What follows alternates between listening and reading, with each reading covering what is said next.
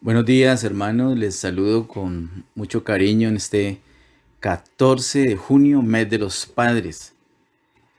Hemos podido comprobar la fidelidad del Señor día a día en nuestras vidas, con su provisión, con su sanidad, ayudándonos en cada situación. Una situación de emergencia mundial, pero el poder del Señor nos ha sostenido todo este tiempo. Pienso que es un tiempo de fortalecimiento en fe para la iglesia del Señor. En este mes de junio hemos tenido unos detalles o hemos podido disfrutar de esos detalles especiales, esas noticas graciosas y tiernas en homenaje a los padres, pero les recuerdo que el homenaje especial para nosotros los padres será, Dios mediante, el domingo 28 de junio. Los miércoles en la noche hemos tenido, y esa es la idea durante el mes de junio, unos temas especiales acerca de los padres.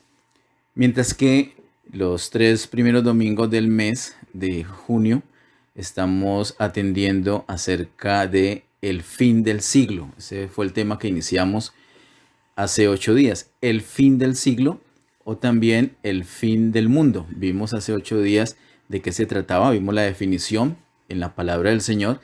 Se trata de un periodo de 3 años y medio correspondientes a los últimos 3 años y medio de esta dispensación de gracia.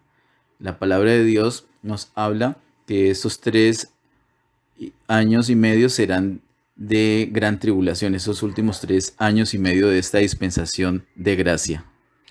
Iniciamos el domingo anterior mirando en Mateo capítulo 13, verso 1 y 2, cómo el Señor tiene clasificada toda la humanidad en 3 grandes grupos. Un grupo llamado casa, otro grupo llamado mar y otro grupo llamado barca. La casa corresponde al pueblo de Israel, el mar corresponde a los gentiles y la barca corresponde a la iglesia. Hace 8 días vimos cómo será este tiempo del fin del siglo para la casa, o sea, para el pueblo de Israel. Hoy nos corresponde mirar cómo será este tiempo del fin del siglo para la barca, o sea, para la iglesia, para nosotros la iglesia del Señor. Vimos hace 8 días que en Mateo capítulo 24 y capítulo 25 el Señor Jesús da una profecía amplia donde nos revela lo que sucederá en estos últimos 3 años y medio, este tiempo de gran tribulación para Israel, para la iglesia y para el pueblo gentil. En Mateo capítulo 24, 1 al 31, habla lo tocante al pueblo de Israel. Eso fue lo que consideramos hace 8 días. Hoy nos corresponde mirar la parte de Mateo capítulo 24, del verso 32 hasta el 51, y el capítulo 25, del versículo 1 al versículo 30. Así que el tema de hoy es el fin del siglo, la barca. Vamos a orar.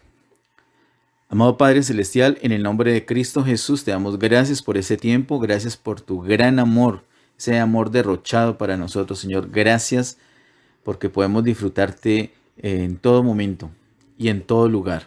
Te alabamos y te bendecimos. Y este tiempo está en tus manos, Señor. Queremos recibir tu palabra. Abrimos nuestro corazón solo para ti. Envía tu luz y tu verdad. Guíanos por estas delante de ti, Señor, para tu honra y gloria. En el nombre de Jesús. Amén. Ubiquémonos ahorita entonces en Mateo capítulo 24 y 25 y vamos a mirar varias secciones que hay allí que nos interesan en nuestro estudio de hoy acerca de el fin del siglo, lo que tiene que ver con la barca, es decir, con la iglesia. Mateo capítulo 24, verso 32 al 51. Pero allí vemos dos partes bien diferenciadas. En Mateo capítulo 24, 32 al 44, se nos habla de que uno será tomado y otro será dejado. En Mateo 24, verso 45 al 51, se nos habla de el siervo fiel y prudente. En el siguiente capítulo, capítulo 25, Vamos a mirar del verso 1 al 30 porque nos habla acerca de la iglesia. Allí también tenemos dos partes bien diferenciadas. La primera parte, Mateo 25, del verso 1 al 13, corresponde a la parábola de las 10 vírgenes. Y Mateo 25, del 14 al 30, corresponde a la parábola de los talentos. En los últimos años he tenido una carga que definitivamente creo que es de parte de Dios por aclarar algunas cosas que están reveladas aquí en Mateo capítulo 24 y 25. Y en este tiempo de cuarentena por la emergencia mundial, por el coronavirus, pues sí que es cierto que esa carga se ha intensificado.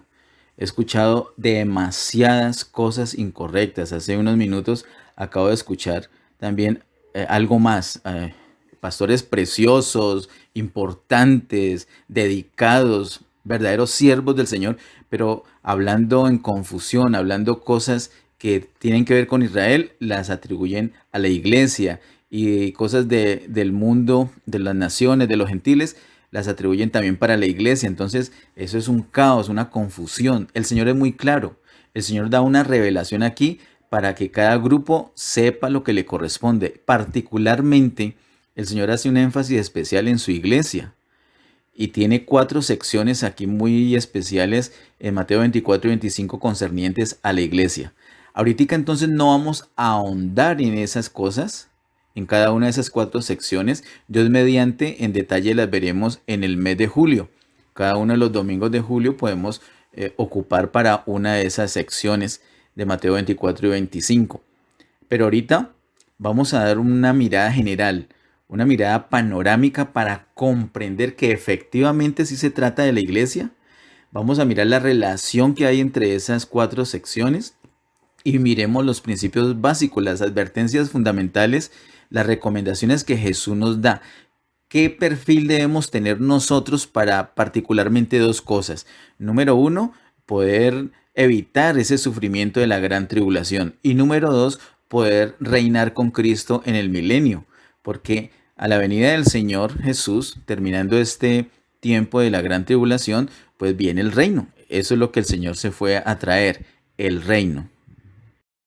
Miremos ahora la primera sección, Mateo capítulo 24, 32 a 44, para detenernos donde se nos muestra evidencia que sí se refiere a la iglesia. Versículo 32 y 33 dice: de la higuera aprended la parábola.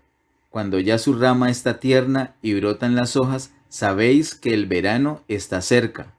Así también vosotros, cuando veáis todas estas cosas, conoced que está cerca, a las puertas. Mire tan especial, hermanos, como hay un quiebre aquí. Viene hablando desde los versículos anteriores, lo que vimos hace 8 días, lo concerniente al pueblo Israel. Pero luego en el verso 32 dice: de la higuera aprended la parábola. Hermanos, la higuera en la palabra de Dios es Israel. Y nosotros como iglesia debemos fijarnos en la higuera, debemos fijarnos en Israel. Así que aquí viene el Señor hablando de Israel, pero ya va a hablar de otro grupo, va a hablar de la iglesia, porque dice: de la higuera aprended la parábola. Obviamente hay un cambio, no le va a decir al mismo Israel que se mire a sí mismo para tomar nota, sino que le dice a la iglesia. Cuando la iglesia del Señor mire, se dé cuenta, le dé una mirada a la higuera y se dé cuenta que, como dice el verso 32, cuando ya su rama está tierna y brotan las hojas, tierna y brotan las hojas, eso es una señal de vida, eso es una señal de que está floreciente. Y nosotros tenemos una palabra, tal vez algunos la recordarán. Vamos a mirar un momento en Mateo capítulo 21, verso 19. Mateo capítulo 21, verso 19, dice: y viendo una higuera cerca del camino, vino a ella, y no halló nada en ella, sino hojas solamente, y le dijo: nunca jamás nazca de ti fruto. Y luego se secó la higuera. Esa higuera se secó. a la altura del capítulo 21. El Señor dice esa maldición y la higuera se seca. Pero ahora en el capítulo 24, lo que acabamos de leer, dice que llegará un momento donde esa higuera que estaba seca va a reverdecer, cuando ya su rama está tierna. Eso habla de la restauración de Israel. Y nosotros hemos aprendido cuando estudiamos la serie de la salvación, hemos hablado acerca de lo que ha sucedido con Israel. Vimos en la ocasión que estudiamos sobre las 70 semanas que están determinadas para Israel, que fueron reveladas al profeta Daniel, vimos que el pueblo Israel fue restaurado, fue reconocido como nación en el año 1948, literalmente en un día. Una nación que por 1900 y pico de años no era reconocida por las demás naciones como tal, es reconocida. Así que eso implica que está dando pasos agigantados en su reverdecer, en su restauración. Unos años más adelante, en 1967, Jerusalén fue regresada completamente a Israel. Jerusalén, que es la capital, fue regresada y hoy día vemos varios países que han reconocido a Jerusalén como la capital de Israel y han puesto las sedes de sus embajadas, de sus respectivas embajadas en Jerusalén. Eso es un reconocimiento, es un reverdecer de la nación. Y entonces Israel está en ese proceso de restauración, ese proceso de reverdecer. Y dice el verso 33, así también vosotros cuando veáis todas estas cosas son las que se mencionaron en los versos anteriores, del verso 1 al verso 31, y las vimos que tienen que ver con Israel hace 8 días. Cuando veamos todas esas cosas, cuando veamos lo que va a suceder con Israel, particularmente lo que va a suceder de la abominación desoladora en Jerusalén, entonces conoced que está cerca a las puertas, que es lo que está cerca a las puertas, está por suceder todo lo que el Señor ya ha dicho y lo vimos hace 8 días. Es una señal para la iglesia. Lo que sucede en Israel, entonces es una señal para nosotros. Los que saben del asunto llaman a Israel el reloj profético de Dios. Así que nosotros debemos estar atentos a lo que sucede con Israel. Miremos ahora los versos 40 al 42 del mismo capítulo 24. Mateo 24, 40 al 42 dice: Entonces estarán dos en el campo, el uno será tomado y el otro será dejado. Dos mujeres estarán moliendo en un molino, la una será tomada y la otra será dejada. Velad pues, porque no sabéis a qué hora ha de venir vuestro Señor.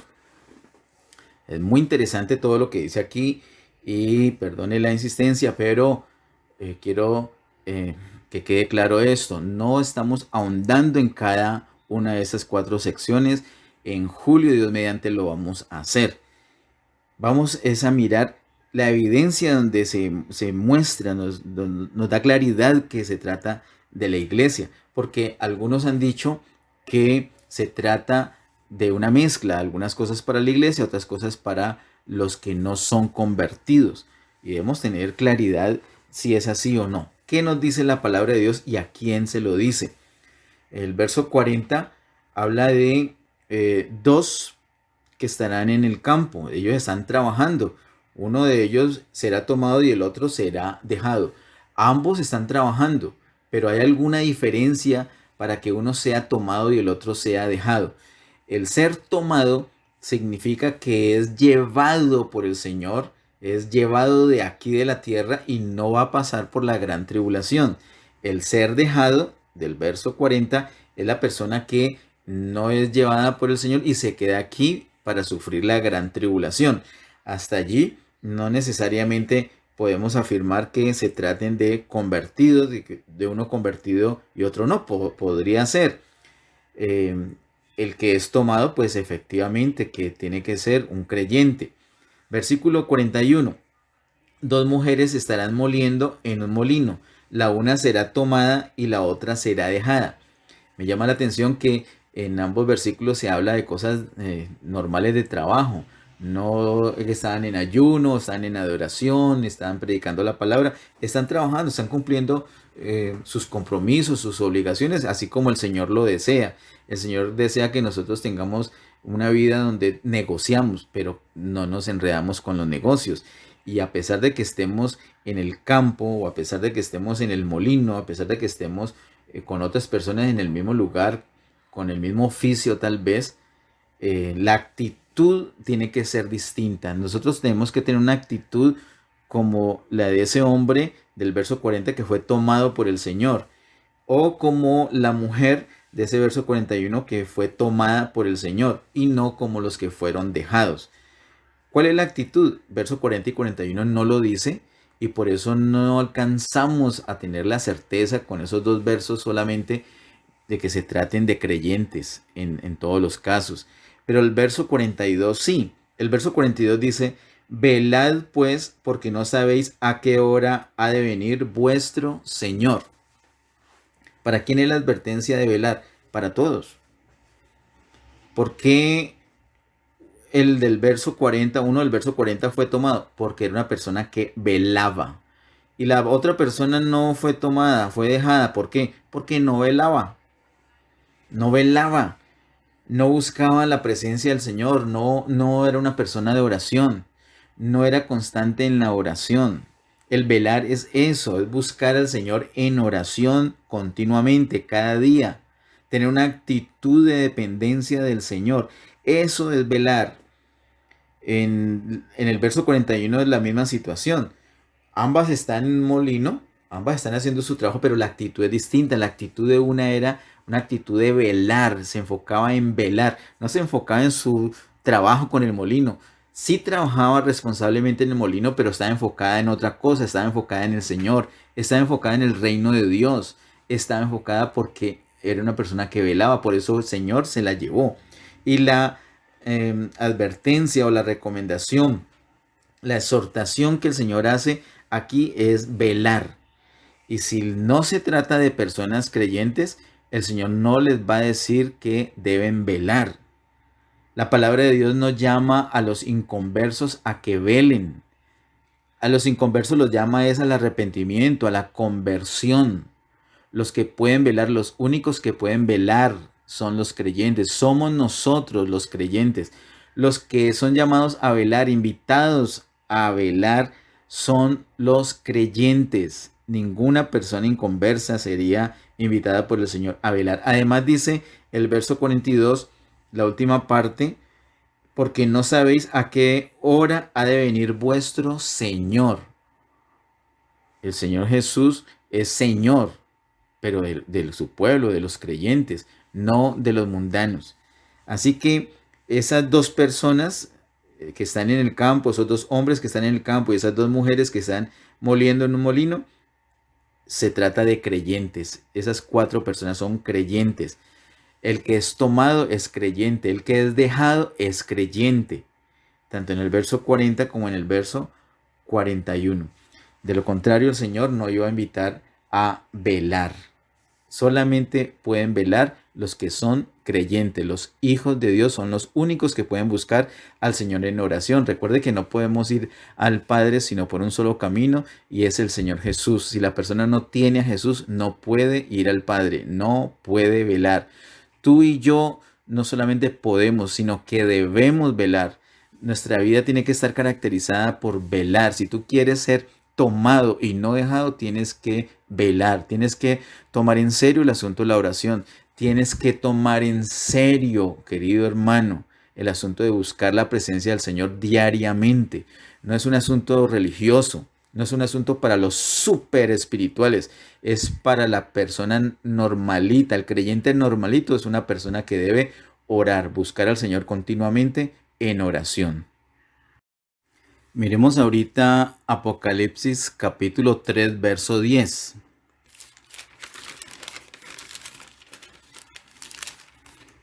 Apocalipsis capítulo 3, verso 10 dice, Por cuanto has guardado la palabra de mi paciencia, yo también te guardaré de la hora de la prueba que ha de venir sobre el mundo entero para probar a los que moran sobre la tierra. Me gusta mucho este versículo, es un versículo muy clave, Apocalipsis 3:10, porque muchos se basan en este versículo para decir que la iglesia no va a pasar por la gran tribulación. Dicen, vea, Apocalipsis 3:10 dice que el Señor los va a guardar. Y sí, dice que los va a guardar y es iglesia, pero hay que leerlo todo, hay que mirar bien de qué se trata.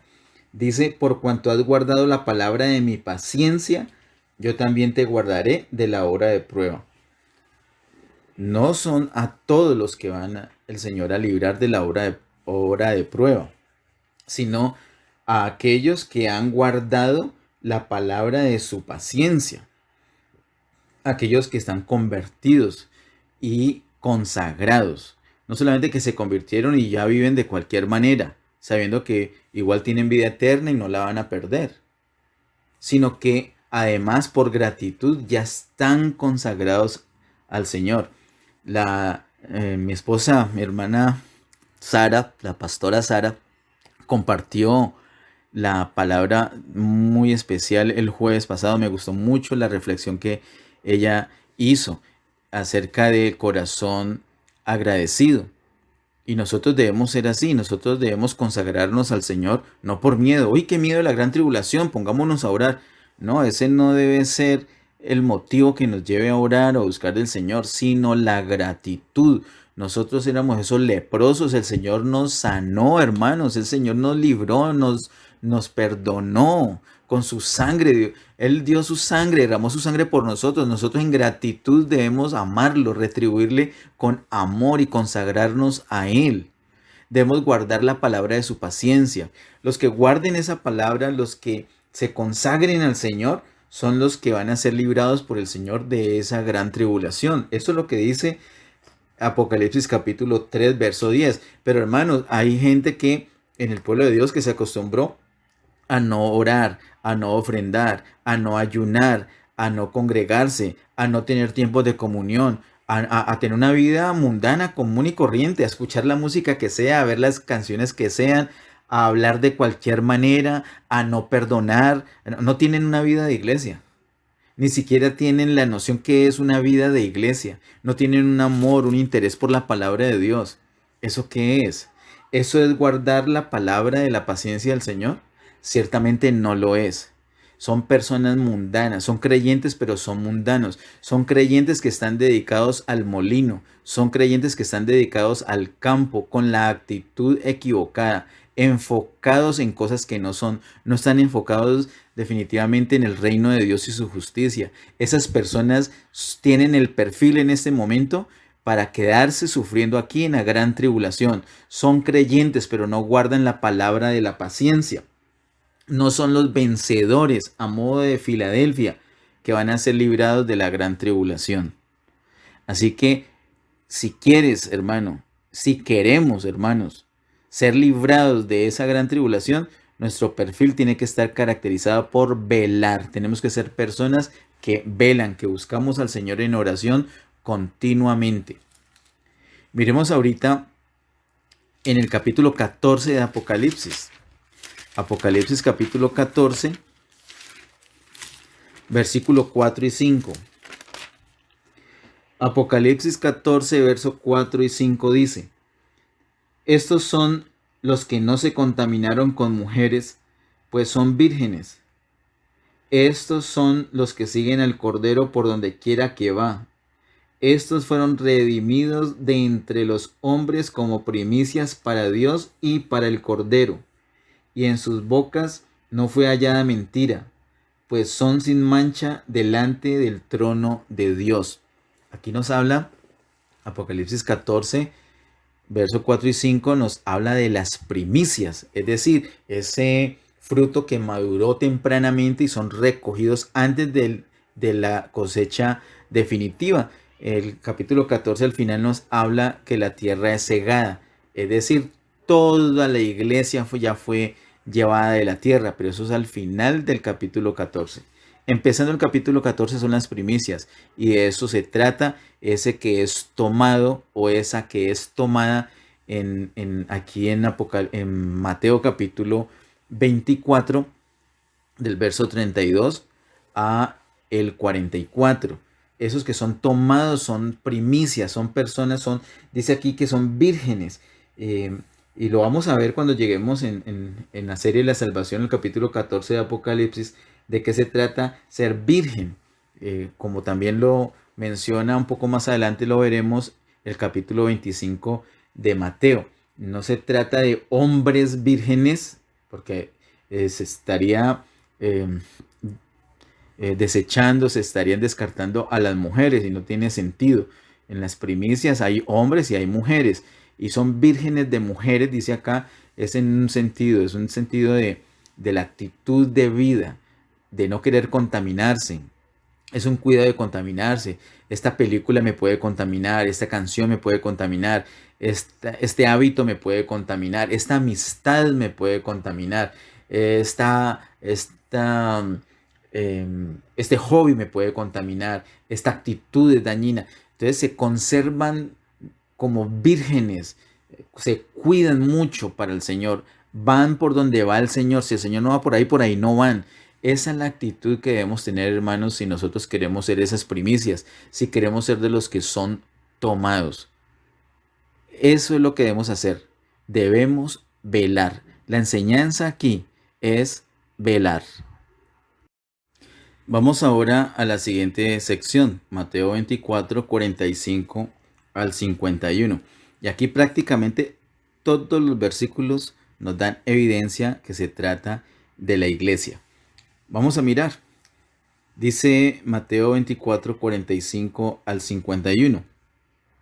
¿Quién es, pues, el siervo fiel y prudente, al cual puso su Señor sobre su casa para que les dé el alimento a tiempo? Y hagamos una pausita allí. Mire todo lo que dice ese verso 45. Siervo fiel y prudente. Eso se trata de un creyente, al cual puso su Señor sobre su casa. Habla del Señor y habla de su casa. Nosotros hemos aprendido por 1 Timoteo 3:15 que la iglesia es la casa del Señor, es la casa de Dios. De tal manera que acá el Señor ha puesto a unos siervos, a un siervo sobre su casa. ¿Quién es pues el siervo fiel y prudente al cual puso su Señor sobre su casa para que les dé el alimento a tiempo? ¿Les da el alimento a tiempo a quién? A las personas de la casa, es decir, a los demás creyentes. Versículo 46 dice, bienaventurado aquel siervo al cual cuando su Señor venga le halle haciendo así. El Señor va a venir, se trata del Señor Jesús. Y ese siervo es ese siervo fiel y prudente que está cumpliendo con el encargo que el Señor le dio al ponerlo sobre su casa de dar el alimento. El alimento que habla aquí, aunque dijimos no vamos a ahondar, luego lo veremos en detalle, se trata de la palabra de Dios. Ese es el alimento. En verso 47. De cierto os digo que sobre todos sus bienes le pondrá. Esa es una recompensa en el reino milenial. Verso 48. Aquí viene el pero, aquí viene lo malo. Pero si aquel siervo malo dijera en su corazón, mi Señor tarda en venir. Entonces, acá no es que ese siervo esté dudando de que el Señor viene. Es un creyente y sabe que va a venir. Lo que pasa es que no lo espera. Sabe que va a venir, pero no tiene la actitud correcta para esperarlo. Él dice, mi Señor tarda en venir. Verso 49, y comenzaré a golpear a sus consiervos y aún a comer y a beber con los borrachos. Entonces, no tiene comunión con los demás creyentes. Y ese asunto de la comunión, hermanos, es un asunto que el Señor nos viene hablando hace tiempo. Recordemos la palabra que el Señor nos dio en el campamento de abril del año pasado, el asunto de la comunión. Recordemos lo que el Señor nos enseñó en el Sermón del Monte, particularmente en Mateo capítulo 5 acerca de la comunión. Hermanos, la comunión es muy importante. Nosotros no debemos descuidar nuestra relación como hermanos, como miembros del mismo cuerpo. Dice el verso 49, y comenzaré a golpear a sus consiervos y aún a comer y a beber con los borrachos. No solamente se pelea, no solamente hay un maltrato para los demás creyentes, sino que ahora hay una amistad con el mundo. Empieza a participar con los borrachos. Entonces eso tiene su consecuencia. Versículo 50, vendrá el Señor de aquel siervo en día que éste no espera y a la hora que no sabe, y lo castigará duramente y pondrá su parte con los hipócritas. Allí será el lloro y el crujir de dientes. Entonces, ¿qué ha sucedido con la iglesia tradicionalmente o con una interpretación tradicional, pero no espiritual? Una interpretación errada de este pasaje del verso 51, cuando habla de lloro y crujir de dientes, inmediatamente dicen que es lago de fuego y que por lo tanto se trata de una persona que no era creyente o que era un falso creyente. Esto es un error. Aquí en ninguna parte dice que sea falso, dice que es malo. Una cosa es ser falso, otra cosa es malo. Ese es un verdadero creyente, pero es un verdadero mal creyente. Es decir, mal en qué sentido? En que no llevó a cabo la misión que el Señor le encargó. Él se descuidó, no dio el alimento a tiempo, antes se puso a pelear, a maltratar a la gente y a compartir con la gente mundana. Sobre lloro y crujir de dientes vamos a hablar un poquito más adelante, entonces no lo vamos a tocar ahorita acá. Pero quiero que miremos cómo todo este pasaje, toda esta sección se trata de la iglesia. Advertencias a la iglesia. Va a haber un premio. Esto tiene que ver con el premio que viene en el milenio. Pero también va a haber un castigo. Muchos dicen que no hay castigo. Que no hay castigo en el milenio para el pueblo de Dios. No han entendido la palabra de Dios. No han entendido la Biblia. Particularmente no han entendido este pasaje, esta sección que estamos leyendo. Aquí lo dice con toda claridad. Y no solamente acá, hay muchos otros apartes donde se habla del asunto que lo hemos venido charlando en los últimos años. Hay una disciplina en el milenio. Algunos dicen, no, pero es que el Señor viene por una iglesia sin mancha y sin arruga. Y yo digo, ¿dónde dice eso? ¿Hay un versículo que diga eso? Algunos que me estén escuchando en este momentico, desde el corazón les sale un sincero amén. Pero les digo, es un sincero pero equivocado amén. Porque te desafío, muéstrame el pasaje. Me lo mandas por WhatsApp, me lo comentas allí en los comentarios de esta prédica en YouTube, me lo pones el pasaje. El Señor lo que hizo fue sacrificarse para presentarse a sí mismo una iglesia sin mancha y sin arruga. Pero lo que vemos en la palabra de Dios es que a su venida Él no va a obtener esa iglesia, sino que usa el milenio para una disciplina temporal de muchos de la iglesia y por fin obtener esa iglesia que el Señor desea. En Mateo capítulo 16, verso 27, dice: porque el Hijo del Hombre vendrá en la gloria de su Padre con sus ángeles, y entonces pagará a cada uno conforme a sus obras. De esto es que nos está hablando esta sección del verso 45 al 51 de Mateo capítulo 24. El Señor viene a dar una recompensa, un pago, de acuerdo a la obediencia que tuvieron sus siervos durante esta dispensación de gracia. Y ese pago va a ser en el milenio. Y el pago no solamente va a ser algo bueno. Si la persona hizo mal, el pago va a ser algo malo. Así que hay unos premios, pero también hay unos castigos. Hay una disciplina en el milenio. Esta sección de Mateo 24, verso 45 al 51, nos habla de la necesidad de servir. La sección anterior que vimos nos habla de la necesidad de velar, pero esta nos habla de la necesidad de servir. El velar es algo de comunión, algo interno con el Señor. El servir es algo externo, es algo que hacemos a favor de otras personas por encomienda del Señor. Así que son las dos cosas, debemos velar y debemos servir. Si nosotros velamos y servimos, entonces vamos a tener el perfil correcto para poder escapar de esta gran tribulación que vendrá, y además tenemos el perfil que nos va a permitir participar del reino en el milenio. Pasemos ahorita a Mateo capítulo 25, verso 1 al 13. Encontramos allí la parábola de las 10 vírgenes. De esta parábola se ha dicho cosas muy, muy contradictorias, cosas que no son realmente las que están expresadas aquí en la palabra. Recientemente he escuchado mucho a varias personas insistir en que 5 de esas vírgenes eran creyentes y las otras 5 eran inconversas o eran falsos creyentes, pero esto no es así y lo vamos a mirar en este momento.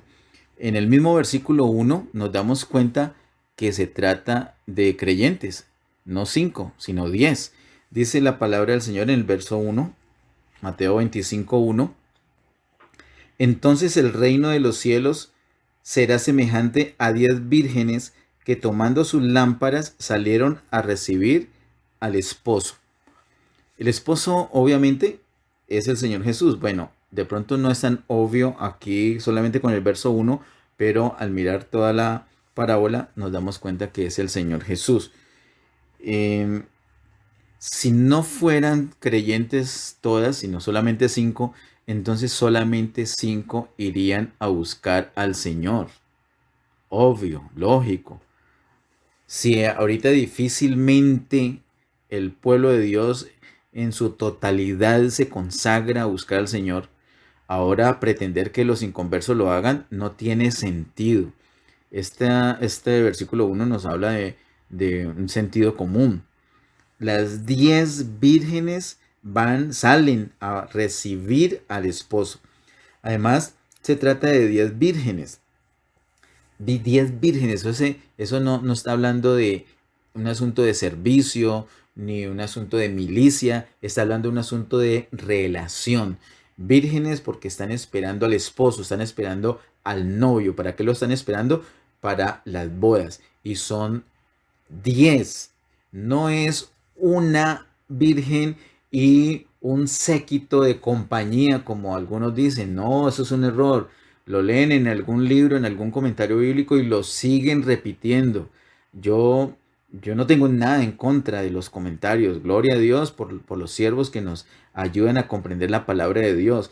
Pero no podemos cambiar la lectura de un comentario bíblico por ir delante del Señor en oración y decirle: Señor, háblame, me quiero mirar, quiero tocar la escritura, muéstrame lo que dice acá. Y vamos a encontrar, ¿qué vamos a encontrar? Que dice: el reino de los cielos será semejante a 10 vírgenes. Vírgenes. Esa palabra es clave. Recordemos lo que el Señor nos dice en su palabra, en 2 Corintios capítulo 11, verso 2. Vamos a mirarlo, por favor. 2 Corintios capítulo 11, verso 2.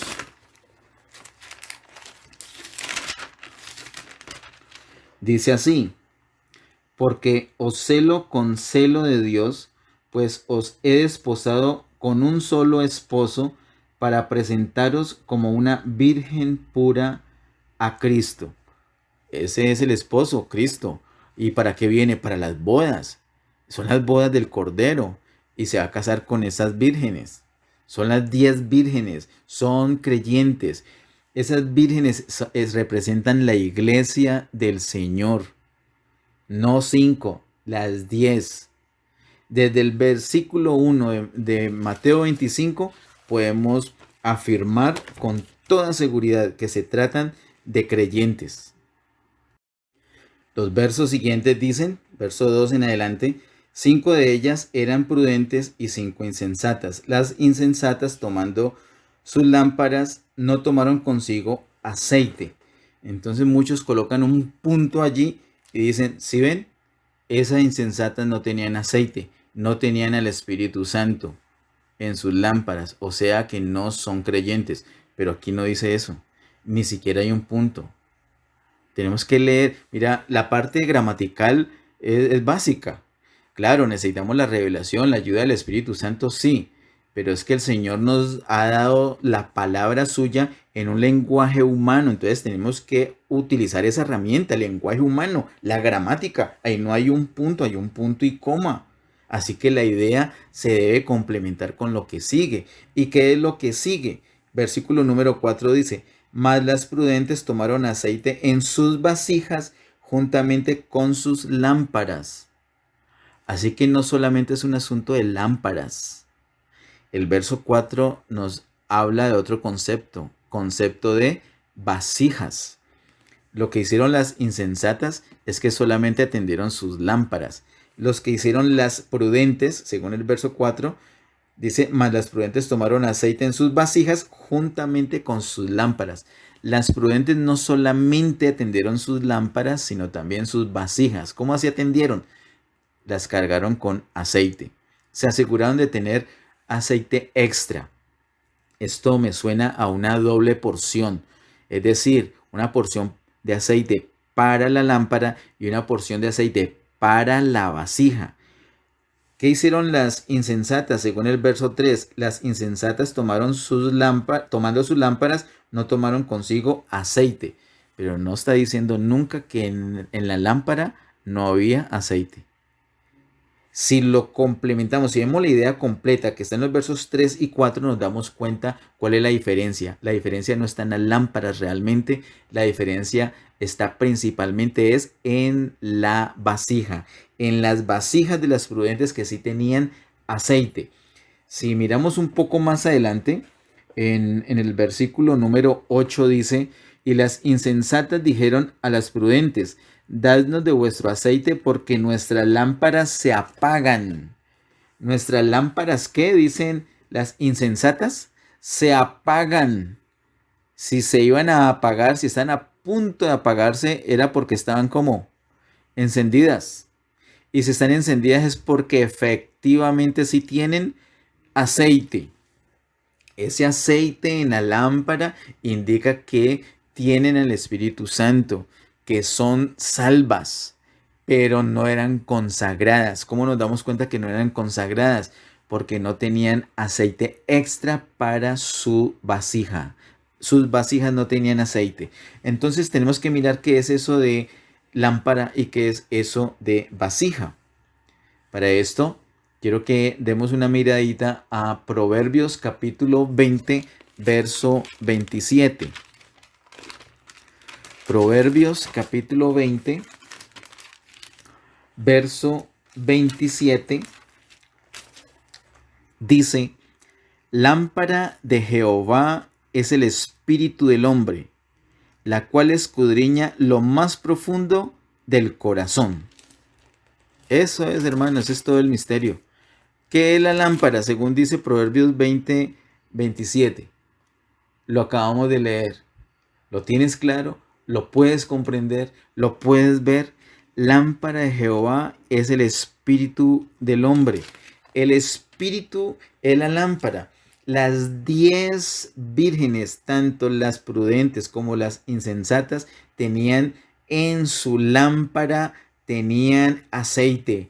Es decir, tenían al Espíritu Santo en su espíritu.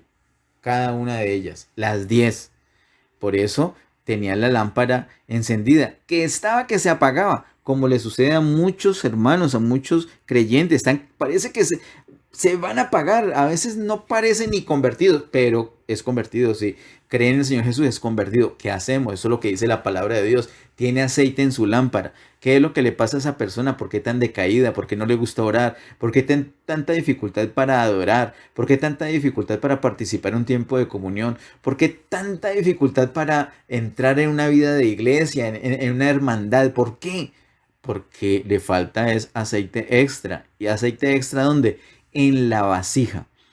La vasija o vaso, porque también es la misma palabra, la misma palabra griega es usada para vaso o para vasija. El apóstol Pablo nos habla, nos muestra en Romanos que el hombre es un vaso, una vasija. Así que la lámpara es el espíritu de la persona, mientras que la vasija viene a ser el alma de la persona. Así que nosotros debemos tener mucho cuidado en tener no solamente aceite en nuestra lámpara, y nosotros tenemos aceite en nuestra lámpara de que somos creyentes, ese aceite nos fue dado, pero debemos comprar, debemos disciplinarnos y buscar en la presencia del Señor aceite extra para nuestra vasija, para nuestra alma. Eh, el punto es que entre más nos llenamos en nuestro espíritu del Señor, más nos llenamos del Espíritu Santo, ese Espíritu Santo nos va a llenar completamente y va a rebosar hasta llenar el alma y también nuestro propio cuerpo, todo nuestro ser. Eso es lo que sucede, esa es la acción del Espíritu Santo.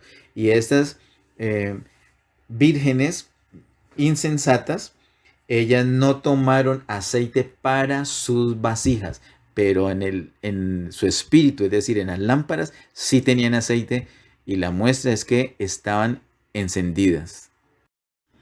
Allí mismo Mateo 25, versos 5 en adelante dice, y tardándose el esposo, cabecearon todas y se durmieron. Y a la medianoche se oyó un clamor, aquí viene el esposo, salid a recibirle. Entonces todas aquellas vírgenes se levantaron y arreglaron sus lámparas. Note acá, el verso 5 dice que el esposo se tardó. Eso es, pues, que el Señor ha dicho que va a venir pronto, pero ya van más de 2000 años diciendo así. Entonces, ¿qué pasa con los creyentes? Cabecearon, dice verso 5, cabecearon todas y se durmieron. ¿Cuántas vírgenes eran? 10. ¿Cuántas cabecearon y durmieron? Todas.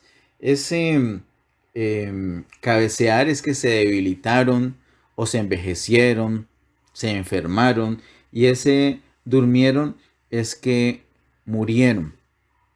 La palabra del Señor nos habla de que los creyentes cuando mueren, entonces duermen, porque eso es temporal, van a ser despertados, van a resucitar para vida eterna.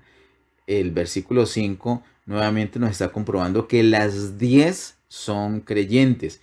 Luego dice el versículo 6, y a la medianoche se oyó un clamor, aquí viene el esposo, salid a recibirle. Entonces todas aquellas vírgenes se levantaron. ¿Cuántas se levantaron? ¿5? No, todas. Ya hemos visto desde el versículo 1 que salen a recibirle todas. Pero aquí en el versículo número 7 vemos que todas se levantaron. Eso nos está hablando de la resurrección de los que han muerto en Cristo, de los que durmieron. Esos son los que van a resucitar al sonar la final trompeta, la trompeta número 7 que nos habla Apocalipsis. Así que tenemos un cuadro de los creyentes. Las 10 vírgenes definitivamente son creyentes en Cristo Jesús. Miremos ahora versículos 11 al 13. Me siento como obligado a recordarles, nos hemos saltado algunas partes, obviamente porque no estamos ahondando en la parábola como tal, sino solamente recogiendo la evidencia de que son personas creyentes, de que se trata de un mensaje para la iglesia. Algunas personas cogen algunas partes para argumentar que no lo es, y estamos precisamente cogiendo esos pasajes que pueden parecer difíciles, pero con la ayuda del Señor vemos que se trata de la iglesia. Versículo 11 al 13 dice, después vinieron también las otras vírgenes diciendo, Señor, Señor, ábrenos. Mas él respondiendo dijo, de cierto os digo que no os conozco. Velad pues, porque no sabéis el día ni la hora en que el Hijo del Hombre ha de venir. Algunos dicen que aquí en ese versículo, el número 12, se establece que no son creyentes porque el Señor no las conoce. Pero a ver, comprendamos, miremos con serenidad, sin ansiedad. Estamos hablando justamente allí de un cambio dispensacional. Se está terminando esta edad de gracia y está por empezar la nueva edad, la nueva dispensación del milenio. En esta dispensación de gracia, el Señor es el Salvador. Pero en la dispensación siguiente es el Señor que viene a ejecutar juicio. Y en el juicio el Señor va a decir, no los conozco, no en el sentido que no tengan vida eterna, sino en el sentido que Él desaprueba cómo se condujeron teniendo vida eterna. Lo mismo vemos nosotros en el Sermón del Monte en el capítulo 7. Apartados de mí, hacedores de maldad, les dice, y son creyentes. Recuerden que el Sermón del Monte es un mensaje para creyentes. Es la misma situación que vemos acá. En Lucas capítulo 13, verso 25, le pido que lo miremos, por favor. Lucas capítulo 13, verso 25.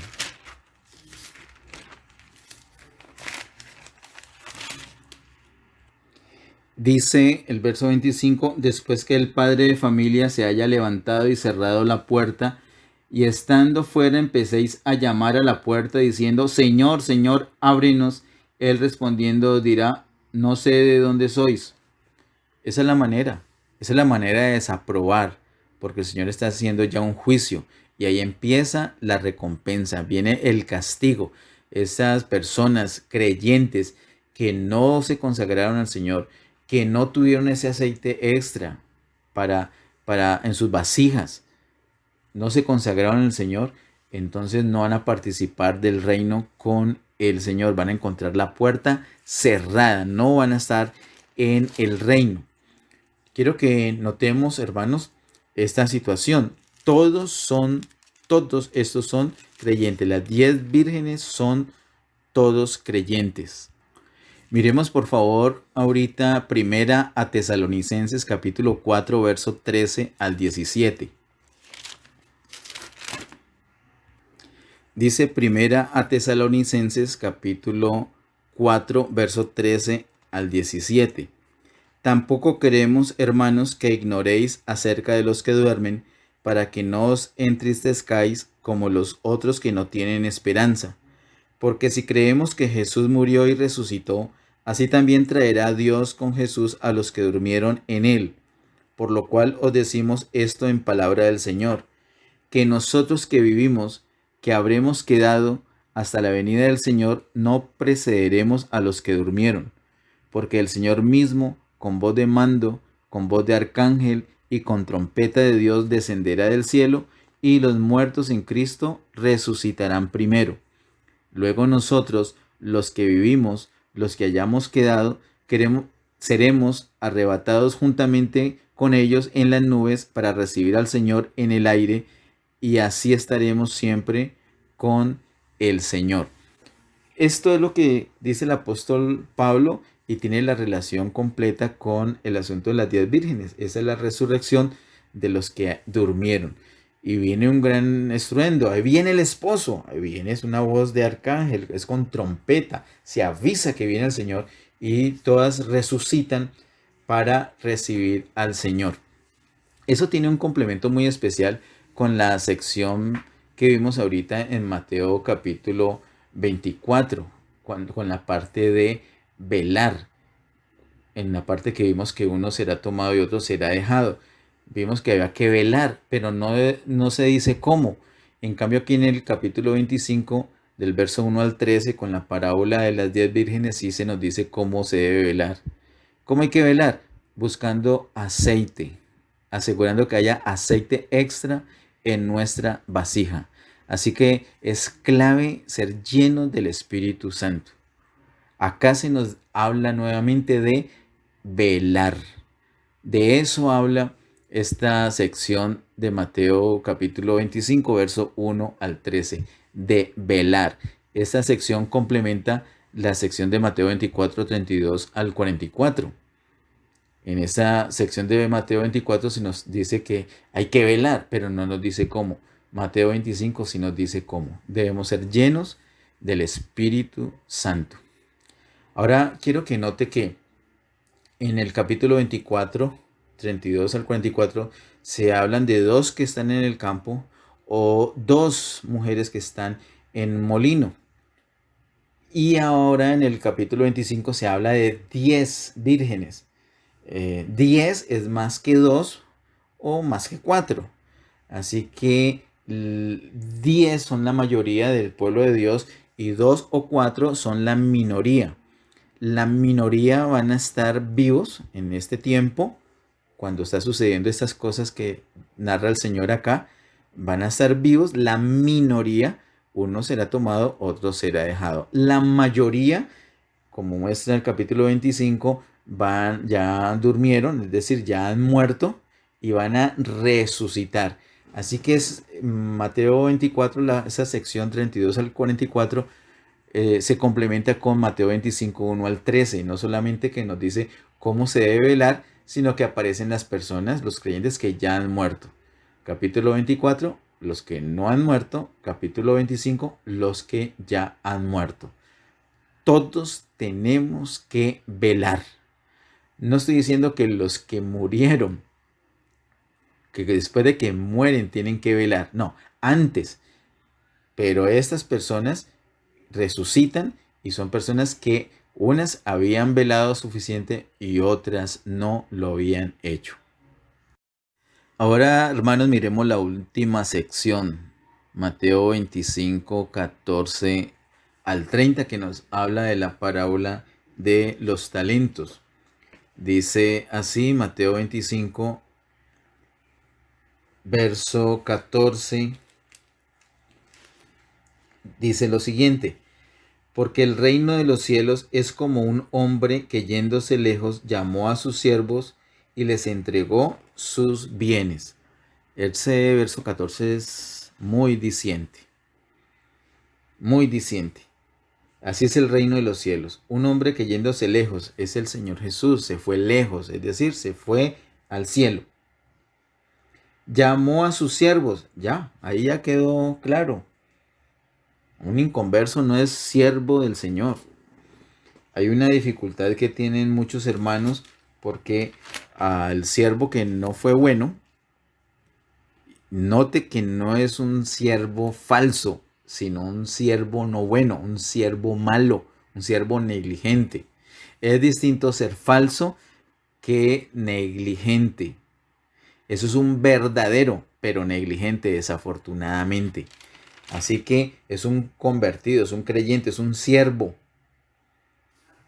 Y dice el verso 14, porque el reino de los cielos es como un hombre que yéndose lejos llamó a sus siervos y les entregó sus bienes. Es muy importante esta parte, hermanos, para comprender.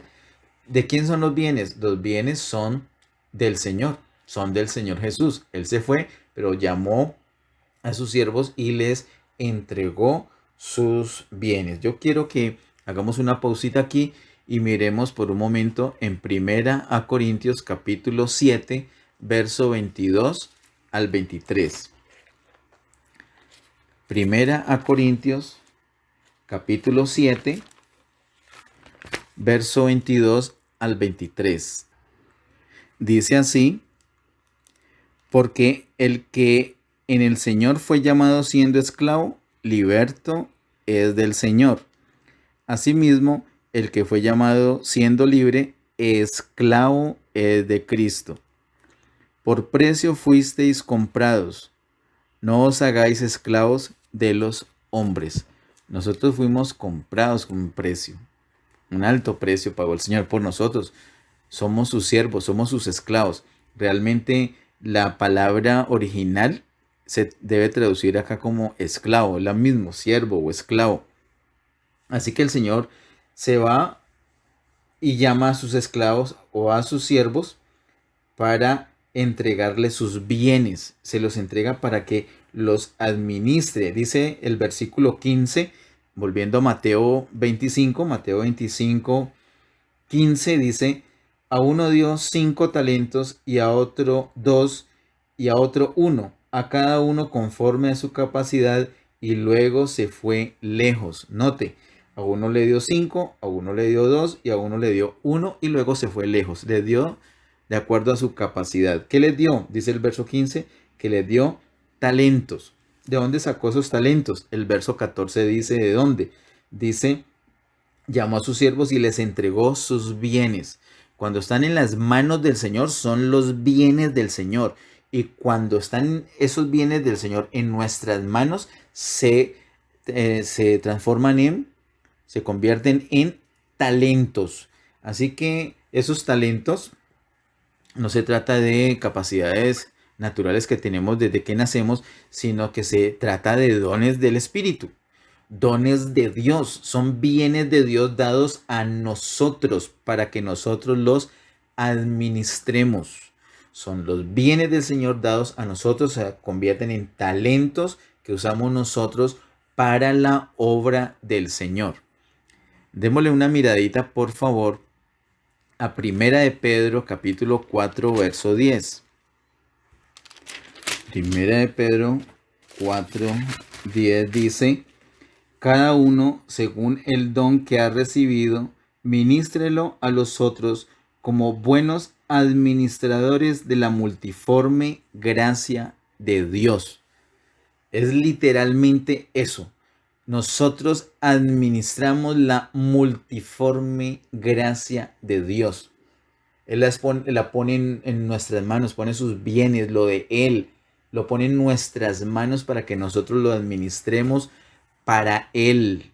Eso debe rendir un fruto, un resultado que glorifique al Señor. Volviendo a Mateo capítulo 25, tal vez la mayoría, si no todos, tienen el recuerdo, tienen presente que dos de esos siervos fueron muy buenos y el Señor los felicitó. ¿Fueron buenos en qué sentido? En que ellos pusieron a trabajar esos talentos y obtuvieron más talentos sobre lo inicial. Es decir, hubo una multiplicación, un resultado por su diligencia. Pero el problema fue con el tercero, el que había recibido un solo talento. Dice que él tuvo miedo y lo enterró.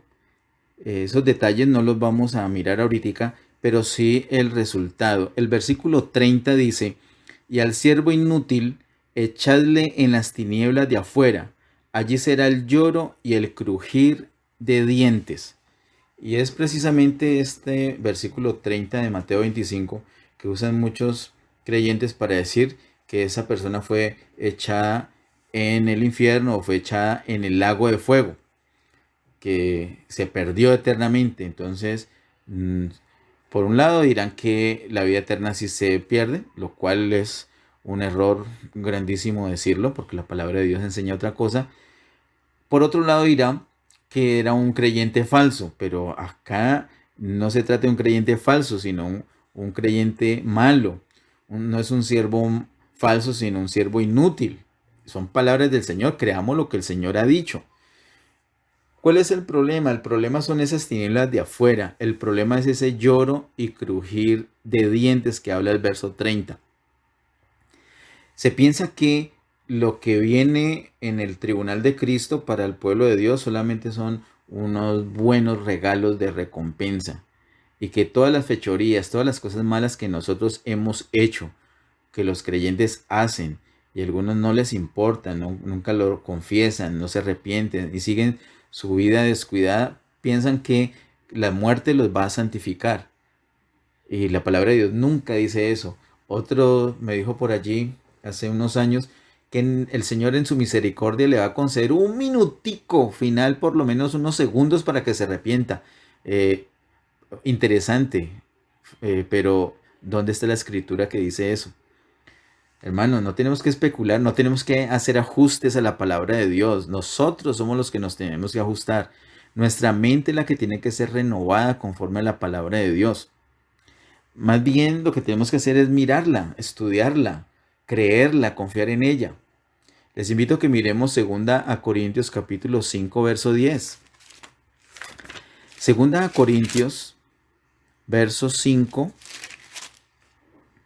Capítulo 5, verso 10. Dice así: porque es necesario que todos nosotros comparezcamos ante el tribunal de Cristo para que cada uno reciba según lo que haya hecho mientras estaba en el cuerpo, sea bueno o sea malo. No solamente va a recibir por lo que hizo bueno, sino también por lo que hizo malo. Entonces va a recibir un buen premio, un regalo muy chévere, una buena posición en el reino porque hizo lo bueno, y si hizo lo malo también va a recibir un buen premio, una buena posición en el reino. Pues ciertamente que no, el Señor es muy claro en su palabra.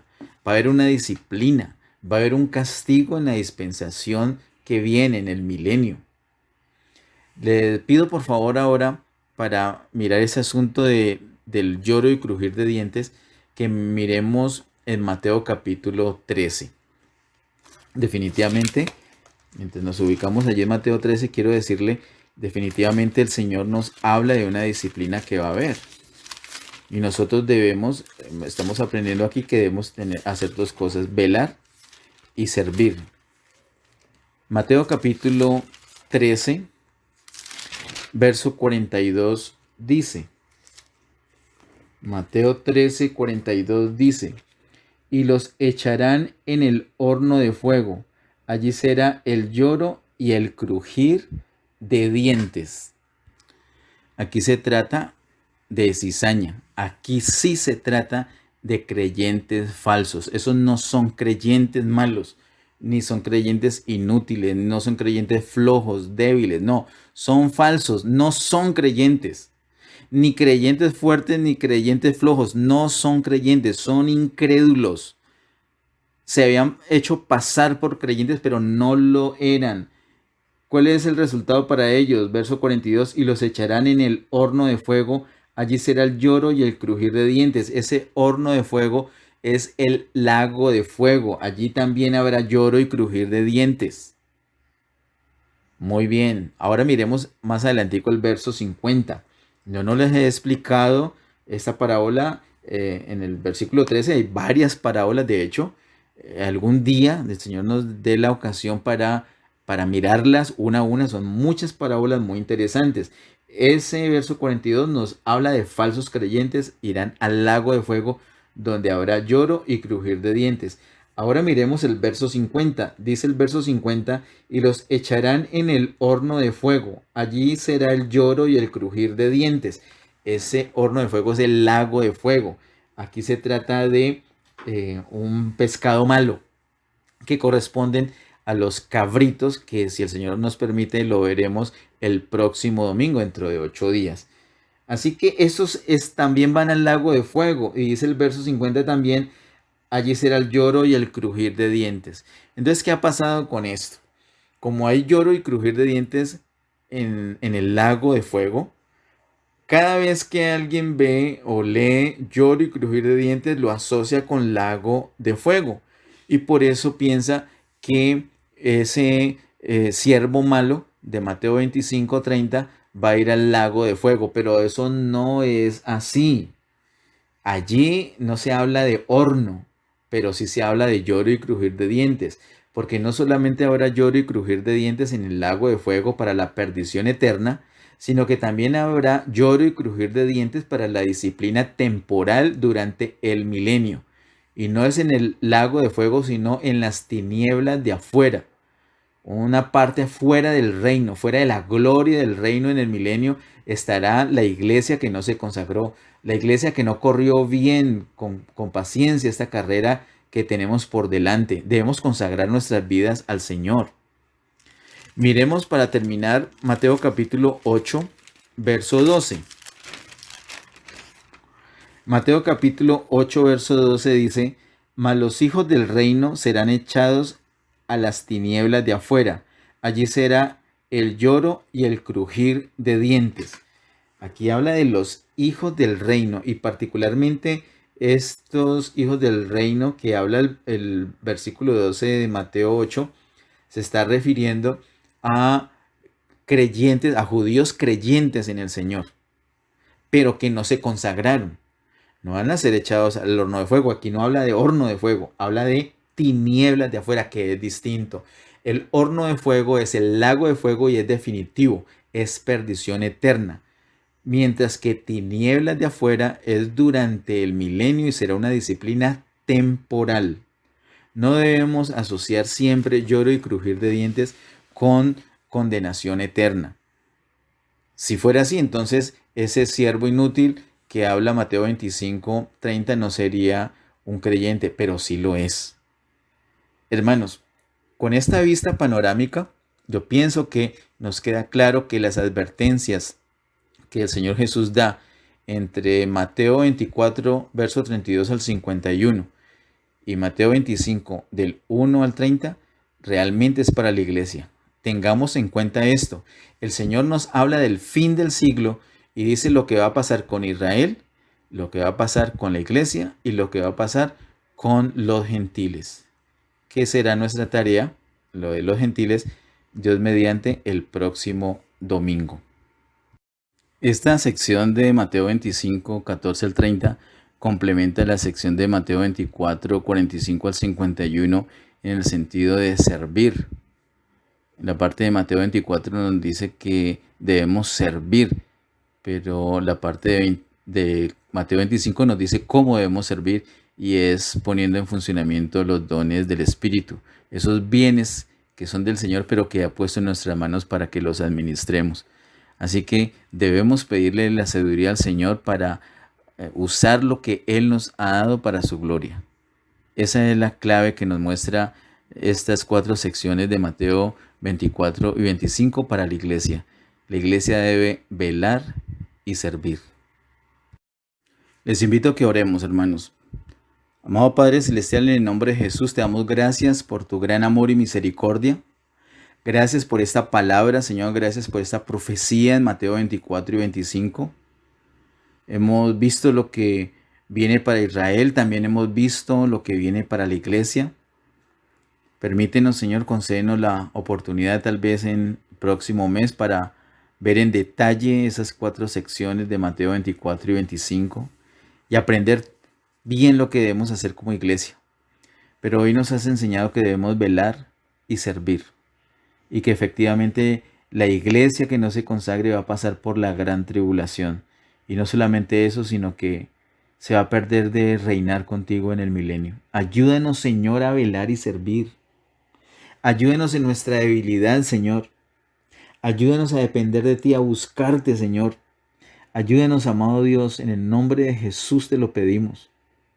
Señor, ayúdenos a velar, ayúdanos a buscar ese aceite extra para nuestra vasija y ayúdanos a servir, ayúdanos a poner en funcionamiento los dones, Señor, de tu Espíritu.